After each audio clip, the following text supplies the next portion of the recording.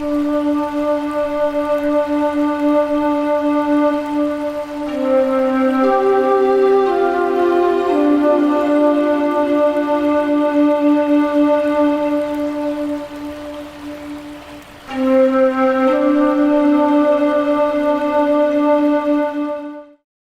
everyone. This is another Freedom to Feel conversation, and my guest today is Inga Kastrone. She's an ordained minister, energy healer, spiritual alchemist, and Akashic Record reader. She's also the creator of Harmonic Reconnection healing and a teacher of sacred dance. That's interesting. I always use the word dance for everything, so that's fascinating that you're a teacher of sacred dance as well. So this is my brief introduction to you, Inga, but the full bio will be at the end. A question that I love asking all my guests is, for some reason, I always begin with this. If you were to introduce yourself in your own words, who is Inga? I'm quite a character. Well, that's a difficult question, as a matter of fact. 4 years ago, I started studying with a Sufi master, and that was one of the first exercises. It's called the mirror. And so for 10 minutes, you're supposed to look at the other person's eyes without breaking eye contact and talk about yourself for 10 minutes and say, who am I? Yes. And after about 2 minutes, it dies off. And there's nothing to say. And then you just sit there in silence and you realize, well, I have no idea who I am. I have absolutely no idea. And I guess that's the point of it. And to tell you the truth, I'm having less and less idea of who I am. And I think it's a good thing. But what we mean when we kind of try to ask or answer this question is what we do, kind of how we express ourselves. And I'd say I'm on the healing path for myself. I do hope that I'm also helping others heal. And I'm a spiritual explorer. I love a spiritual adventure above all else. Wow. That was a very complete, unexpected answer. I love the first thing you said about we are quite characters, right? It feels that way a lot of times. Characters of what? Of a movie, stage of life? What is it? We are playing parts here.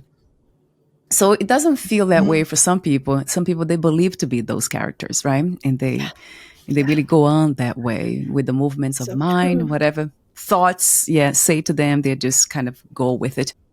And we have seen a lot of suffering because of it.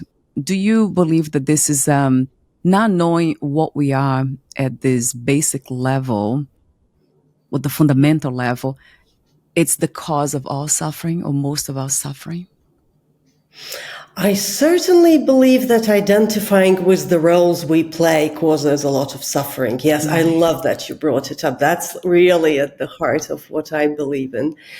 And ultimately, yes, not knowing who we truly are, it causes us to suffer because we want other things, right? We chase after what our roles tell us. And Yes. So going back to the question that I asked you off record about the inspiration to enter the path of healing and spirituality, how did it begin? I know we talked briefly off record, but talk to me again about it. Yes, how did that path begin? On the one hand, I'd say I was drawn to spiritual exploration, to God.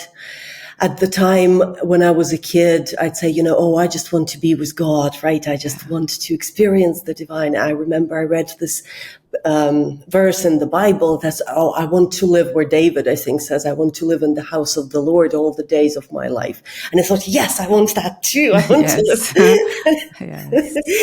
And that's been what was driving me. But of course, that understanding of what the house of the Lord was, oh my gosh, it's changing. It's changed so much.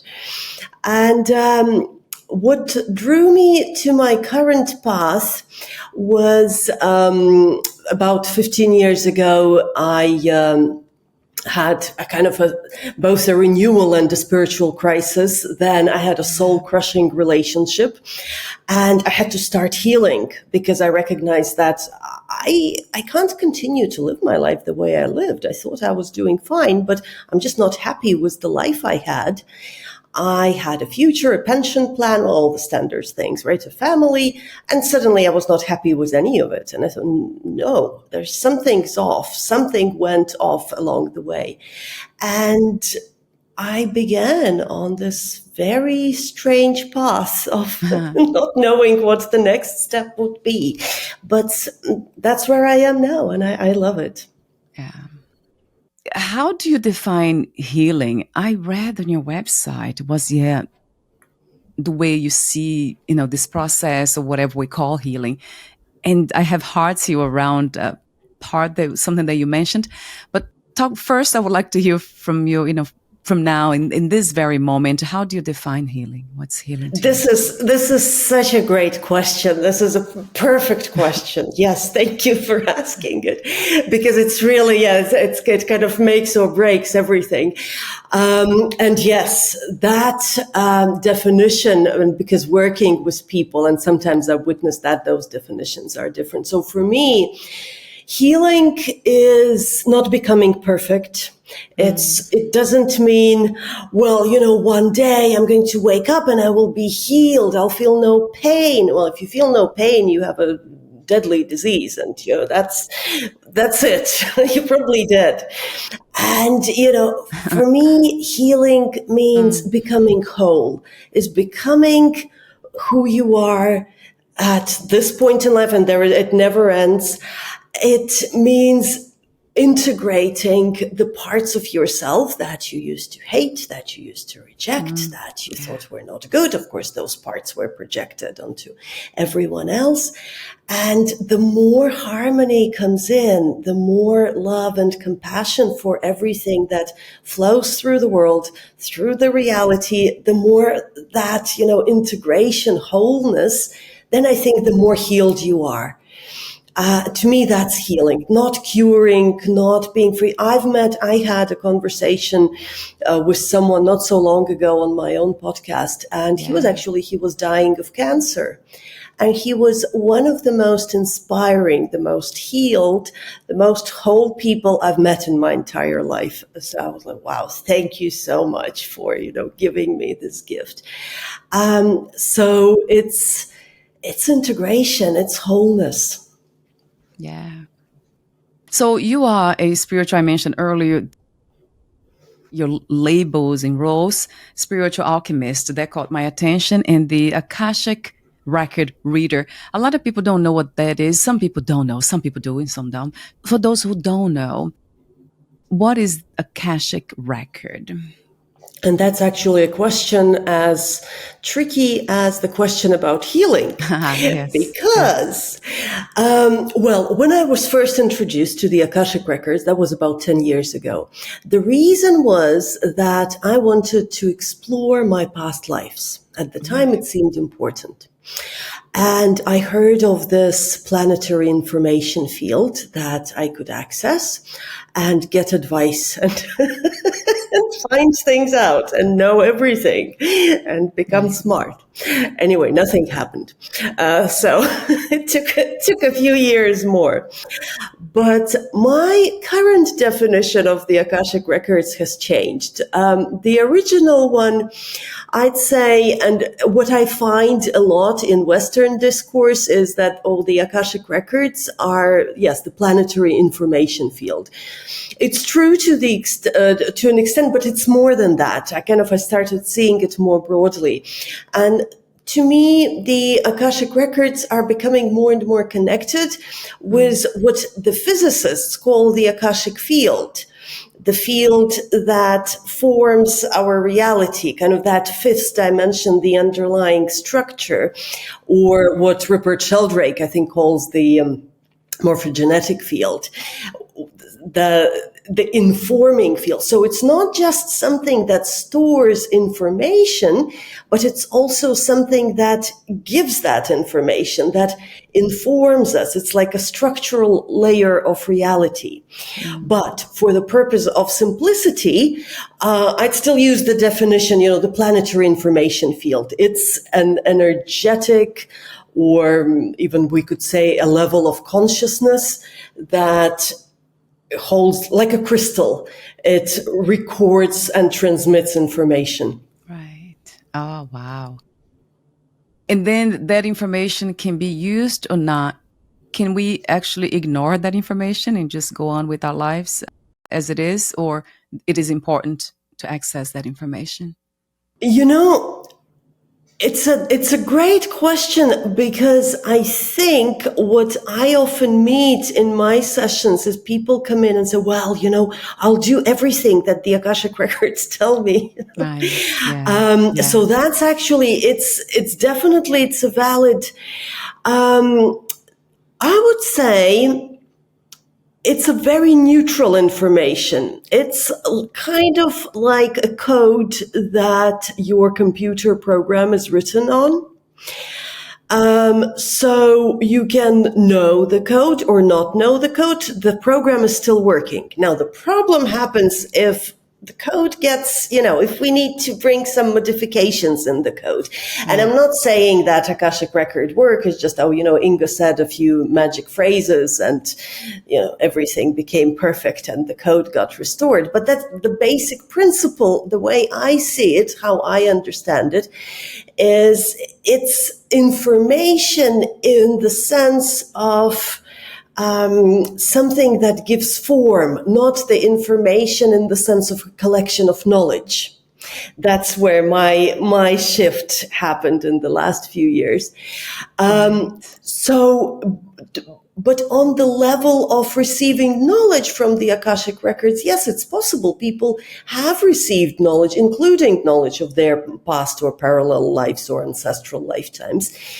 And it's not a prescriptive knowledge, though. It's not something, it's the field itself doesn't tell you what to do or what not to do. It's just there. It's the structure of reality. Well, you are who you are, but is there kind of discrepancy? Is there a corruption there? I believe we can find that in the Akashic Records too. Yeah, hope that answers the question. Yes, it does. And then another question comes to mind is, how did that help you with what you're going through at the time? So accessing the Akashic Record, did that help you? Yeah.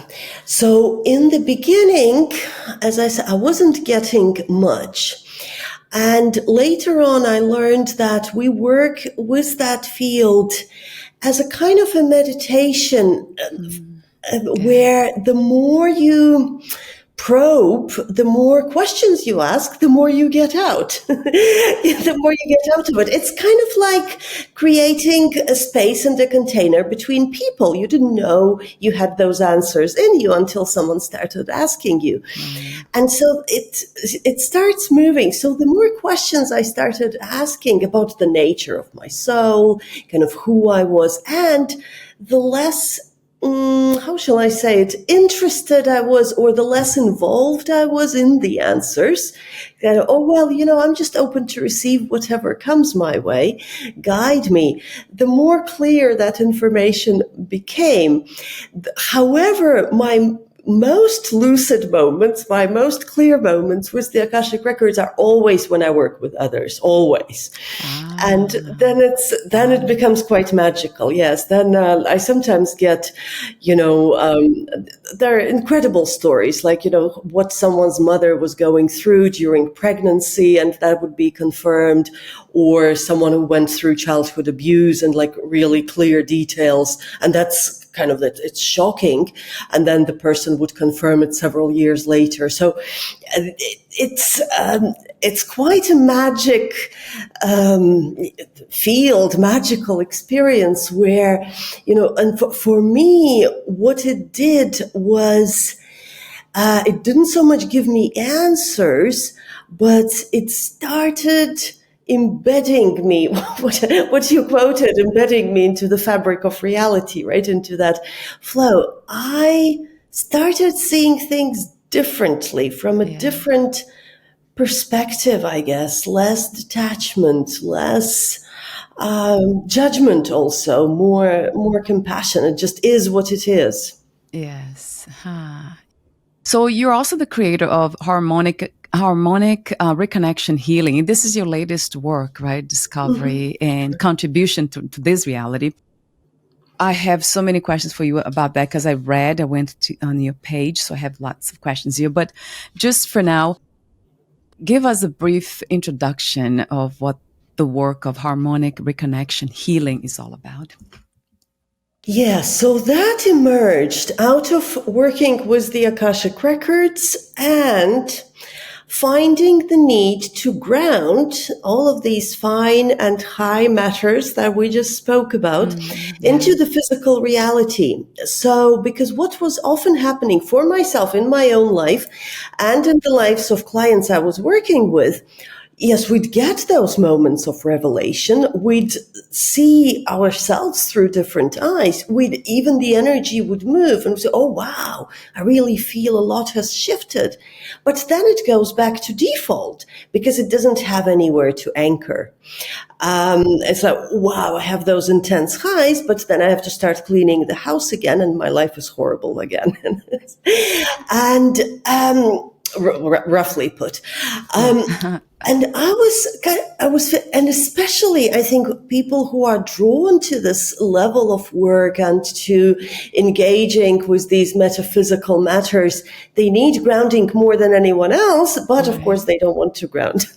It's Yes. Yes. So that's where this came from, and that for a long time I was looking for, well, how can we unite the two in a way that makes sense and that is fun? And that's the essence of harmonic reconnection, is that, it's reconnection in harmony with the universe.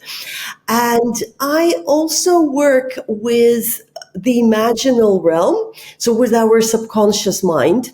I call it the cerebellar consciousness, so the back brain, not the front brain, but the back brain, the brain that we have still in mother's womb, that we see dreams. And for me, it is a part of that universal field because it speaks the language of symbols, of bodily sensations, and the language of symbols is universal to everyone. It is that Akashic language. So, and I was working with those images, with symbols, with guided somatic journeys. And that's when things started shifting. That's when it started going deeper, because once the body remembers, once the body recognizes this work, it can be anchored. It gets easier and life starts flowing better. So that's where it comes from, basically. It's to harmonize the heaven and earth a little bit in our lifetime. Yes. So you work with the cosmos and the earth, source energy, which is the Akashic field, and the power of the elements as living beings. And then you said this elemental part is more rooted in earth-based indigenous tradition, including my own Baltic heritage. So I don't know what that is, and I didn't know. I just highlighted here because I didn't know about this heritage. I would love to hear more about that. So that was, and that's kind of all the threads converged there. That's because I think when I started on my spiritual path in this round, it kind of goes in spirals, but let's say, that Akashic stage of the spiritual path, I was not happy with where I came from. I didn't like my family, didn't like the town I grew up in, didn't like the country. Off I go, never go back there again. I'm sure many people have experienced the same thing. Oh, I don't belong there. Nobody understands me, blah, blah, blah. Anyway, and so I have to, go high up. And there's something you said in the beginning that we kind of, we come back, we find it was there all along, but we just travel the world, and then we come back home. We come back to the source, and we recognize, well, everything was there all along. Yeah. And in the past few years, I was doing healing work, and I was learning embodiment in that more nature-based way. I started reconnecting with my ancestors, with my family of origin, with my father. In meditation, I met his mother, my grandmother, whom I hadn't met before.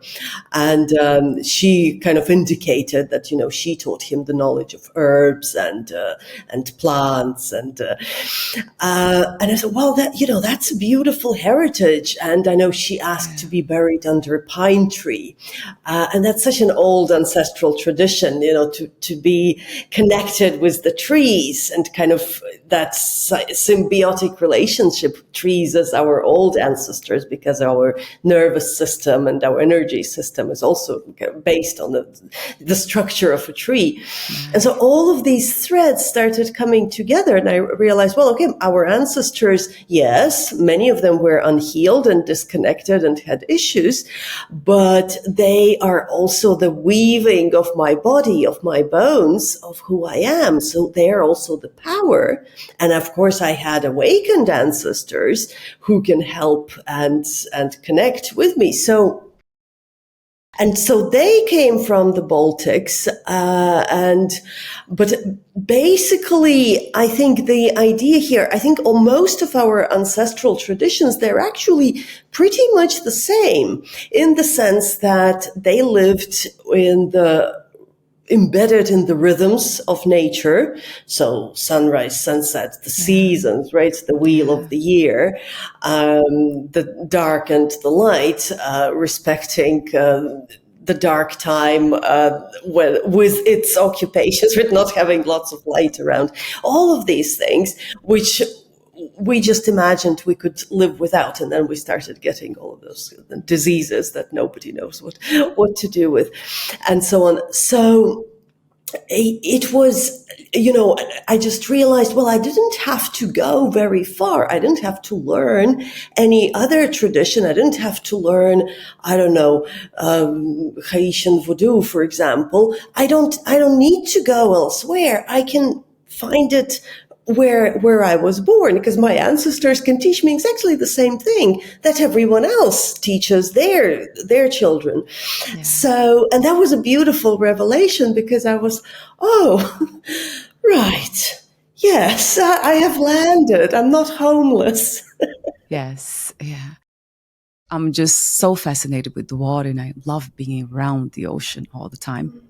So I'm like, this is interesting. But it's also, to me, you see, I feel like now more like a playful type of thing, and not trying to trying to understand less, but just kind of feeling more and being more. So is that something that you would say is the goal of your work? So we become, let's say, one with our environment, one with our body, mind systems, and everything that's around us. Is that really the goal, or something more? I'd say yes. Ultimately, that would be perfect if we become one with our environment, if we appreciate and flow with our environment and with nature. In a deep sense, not just, walking in that's great. Of course, walking in nature is great, but understanding nature is our teacher. Yeah. And I was born on the day of quote unquote goddess Mara, in Latvian. Mara is, first of all, that root is the same as sea, also in Russian and many other languages, like it's the mare, mermaid, etc. But it's also death. So it's water and death, birth and death. So it's very, very classic, kind of that Black Madonna archetype. And I thought, oh, yes, she's my... she's my friend. So I would say the ultimate goal of what I do is to reconnect to the environment nature, ancestors, people, ourselves, and see the environment as layers of self. It sounds a bit kind of upside down and downside up, but finding those elements, water, oceans, but think also that same water is also within my body, right? In a different format, but I am a part of that. The trees are a part of me, the ancestors are a part of me, the bones are a part, and so on. And if we get even for 5 seconds this awareness, you can't unsee it, right? And it changes something. And then if my session gives that awareness for 5 seconds, and then 5 seconds more, and then 5 seconds more, that's it. The magic has happened. Once the magic has seeded, there is no unseeding it, right? It starts. Yes. It's really a realization, right, Inga? It's a recognition of something has been there, as you said, so clearly. It has been always there. We never lost connection with the ultimate reality of what we are. So, yes. And then you said, this is for a lot of spiritual seekers and healers, and pretty much everybody here, except a few humans who have transcended somehow the identification of body mind completely. So they are 100% 24/7 in living that. So, but for most of us, they become glimpses, and then those glimpses become a little bit longer, and then we are able to, kind of incorporate, kind of have the felt understanding that everything is connected, everything is me. There's nothing apart from me, which is really the self that's everywhere. So when it comes to that, do you call it a practice, expanding those glimpses of truth? Yeah, that's a good question. I try not to impose a particular spiritual practice in work, right? Because I'm open to everyone. For myself personally, I can share, and that was very, very unexpected. 4 years ago, I was drawn to the Sufi path. That was the last place. No, I mean, everyone has heard Rumi, but reading Rumi is one thing, and practicing the way Rumi does is very, very different. And so I was quite horrified, but I couldn't resist. Yes. Wow. The beloved draws you into his arms, and so the dance started, and actually, in that Sufi practice, it's more about, it's both. It's both. It's a very non-dualistic, you could say so, although one could argue that, you maintain duality because we need it to see the real. But you could say a big part of the Sufi experience is losing the self. It's kind of saying, I do not exist. Everything around me exists. But paradoxically, it leads to greater I-ness, to really standing in true power, how you were created. But without going more into that, because it's not about, it's a practical path. It's definitely not a philosophical one. But in client sessions, I mean, I can speak pretty much any language, right? And there are people who come from New Age traditions and from more, let's say, also ancestral, shamanic, etc., and different religious backgrounds. And so I would ask what practice you're having, right? And then if they don't have any practice at all, then I'd introduce very gently, yes, those glimpses of oneness, right? In the way that is appropriate, but in no way specific to any particular path, because I don't believe in setting the direction for anyone that would need to be discovered by themselves. But I believe that our ancestral paths and connecting to nature and seeing, this through the lens of nature's cycles and seasons, that can be used by anyone. It's completely inclusive. There is no theology in nature. So you just... Yeah. And some people say that the body doesn't even know anything. Have you heard about that before? I heard that recently. from a non-duality teacher. He said, or student, I think he is. He said the body doesn't really, it's not really aware of life or death.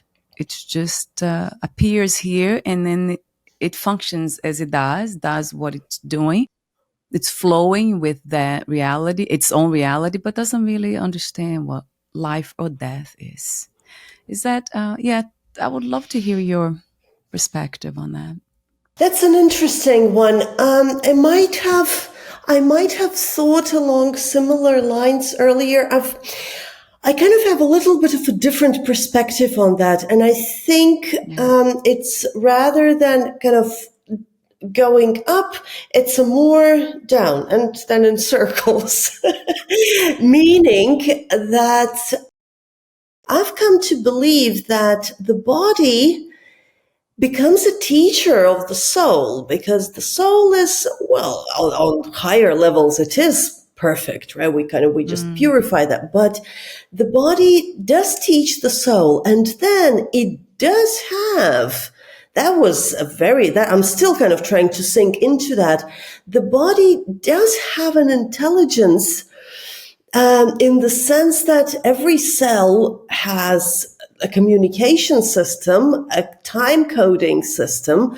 The cells know where they are located in time and space. Exposure to sunlight, for example, facilitates that. Say if you spend 10 minutes at sunrise and sunset, and very quickly your body will locate you on the planet. So it's kind of that same system that the birds use to navigate, right? So it's the body intelligence. It's just, it's embedded in the field. The thing is that intelligence is, of course, not a linear or conscious or rational. It's not aware of self in that sense, or it's not a, what's the word? It's not an observer of self.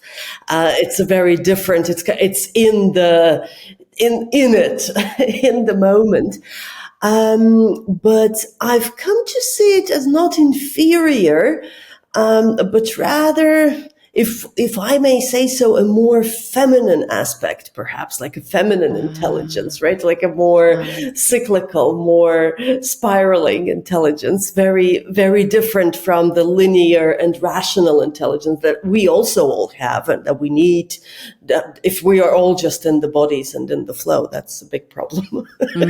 Right. Yeah. I do a lot of meditation. My meditations, they're all about asking those deep questions about, to review itself, for the self to review itself.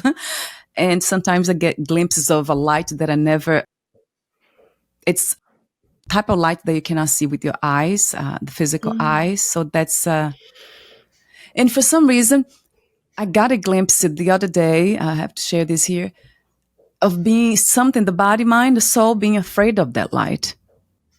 So I'm wondering, what is your understanding of that? Is that the reason why we keep roaming from body to body in the state of delusion, and unfortunately in ignorance, which is just ignorance in the sense of not knowing truth, knowing our own selves, is because we're afraid of that light. I remember clearly being the body, mind, or soul, something in me being afraid of the light and just backing, just going back. It's almost like people have described death when you lose the body and then they walk towards the light, which is liberation, freedom, our own selves. And then some people just return. They they're not ready for it, some people say. So maybe that's why that wheel starts again. That's fascinating. I never asked myself that question. Yeah. I remember when I was introduced to the Kabbalistic teachings, the Hebrew Kabbalah, and it made so much sense that we go and we purify the sparks, and that's our kind of co-creative effort with the divine, where we purify more and more. But it seems you got that glimpse into the fear or resistance or reluctance, or it's not yet time for me to dissolve into oneness because it's scary, right? What will become of me? What will become of me? Yes, scary. Yes, I know. I'm scared too. That's so, I know. That shows the level of attachment, right? The level of ignorance is still here. Ignorance, not in a pejorative way, negative way, in any way, just not knowing truth, not yet being ready and to give itself to to freedom. So I do ask that question all the time. Why do we have so many healers and so many people who need healing when we are already that, Ultimately, there's nothing happening. This is a dreamlike reality. But and not the truth, even I can say the sub-truth, there are sub-realities and the misunderstanding that has to be corrected, that this is not really what we think it is. Yeah, I mean, I think we're ready when we're ready, right?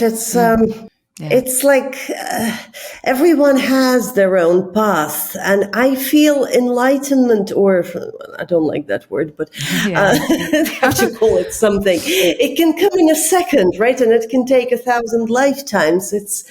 It's there and it's not there, and then I guess that's why we need healers, right? Because and it changes, and the paths change, and the teachers change because we grow. So it's ultimately it's a great mystery. But it seems that maybe we're learning something. There's more healers. Yes, maybe we are learning something, right? I have heard the other day somebody say that we are not, it's not really that we are humans are trying to become God or goddesses, but God is trying to become human. I like that. I like that. So going back to what you do with the harmonic reconnection healing, so what to expect? So it's a body based healing. So it's interesting that you always go back to the embodiment. And I have heard that recently too, which caught my attention immediately. God becoming human. That's never heard that way. That's the point. Yes. I like that. Yeah, that's because you just mentioned the mystery too. We never know what God is up to. So yeah, right. We're not able to know that. So you offer somatic guided journeys. That's part of that. Akashic level template work. And then you answer the question of what that is, template work, what that is exactly. So I would love for you to answer that question. And then the last part of it is healing with information. So yeah, talk to me about what is template work. Yes. So templates as a word, I think sometimes people see it only from the perspective of psychology, like complexes, say, or some structures in the mind. But for me, it's deeper. It is energetic. Templates are patterns. So, and of course, those patterns can be in the body, like say posture, right? Or manner of speaking, little mannerisms. It can be energetic patterns or sleeping patterns, eating patterns, etc. Now, from my primary focus is, after all, on energy work. So I see templates at the Akashic level, and I know it sounds very, very fancy, very advanced, and sometimes I really can't explain how I see them. But for example, sometimes it literally comes through as geometries or shapes. And then the funny part is then in the healing session, the client also starts seeing geometries and shapes. So those are guided visualizations, meditations, which for some people it takes longer to get to that stage, but some are very experienced already, and especially some are, they come from backgrounds like Jungian psychology, for example, or psychiatry. And for them, it's like, oh yeah, it's like having a trip. Yes, let's do more. But ultimately, templates are patterns and structures. They can be ancestral. They can come from our upbringing. They can be purely energetic patterns that come from the soul level. For example, a pattern of doing selfless service for others and never getting anything in return. And I'm kind of just, incarnating here to serve humanity, but I keep getting frustrated and think I haven't done enough service and keep coming back for more. So that's a soul level template. Yeah. Yeah. I wanted to mention that the Harmonic Reconnection Healing, you offer two packages, packages, right? Two of them I saw, 4 and a 6 session package. So that's good to know as well for people who want to explore or investigate that work deeper. And then I want to mention also your services. So, wow, you offer so much. So the Akashic Record readings, healing sessions, soul relationship healing, harmonic reconnection healing, which was a lot of the topic of our conversation today. So you can book a session or you can schedule a free clarity call. That's wonderful too that you offer that. So I see that here. You also offer a free download on the first page of your website. It's called Healing and Balancing Meditation. And you offer courses and you host your own podcast. It's titled All About Soul Podcast. And your website is healing-radiance.com. And that will be clickable. So all this information that I just mentioned, I found on your website. So it will be there, clickable. Everyone can look and check that out. Is there anything else that you left unsaid, Inga, for this conversation? For any questions that I didn't ask? Well, no, it feels we had a really good conversation. We went very deep. Yes, thank you for your wonderful questions. It's really been a treat. Yes, as you mentioned, I have a clarity call for anyone who may be wondering, what type of session suits them best, where to begin, is this work for them, what can I practically help them with, and so on. So you're very welcome to book it so we can talk more and see if we're a good match and take it from there. Yeah. So thank you so much again for being you, for saying yes to this journey. Thank you. So we'll meet again. I'm sure we'll meet again. I would love to stay in touch. But for now, take good care of your beautiful self. Or the other way around. Bye for now, Inga. Thank you. Thank you.